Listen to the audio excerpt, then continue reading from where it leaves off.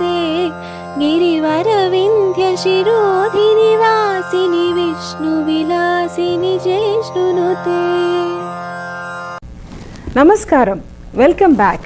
నేను last episode ముగించే ముందు చెప్పాను కదండి, ఈ పెళ్ళిళ్ళ ద్వారా చర్చ్ వాళ్ళ సామ్రాజ్యాన్ని ఎట్లా కట్టుకుంటుంది, ఎట్లా ఎక్స్పాండ్ చేస్తుంది అన్న విషయాన్ని. ఇప్పుడు చర్చ్ అన్నది ఒక లివింగ్ ఆర్గనైజేషన్. అంటే ఏంటంటే దీనికి ఊపిరిపోయాలా. ఎట్లా ఊపిరిపోయాలా? రెండు రకాలుగా ఊపిరిపోయాలా. ఒకటి, మంచిగా డబ్బులు ఈ చర్చికి మనం కూడబెట్టాలా. రెండవది, ఎక్కువ మంది మనుషుల్ని ఈ చర్చికి తీసుకురావాలి. ఈ చర్చిలో మనుషులు వస్తేనే కదండి ఈ చందాలు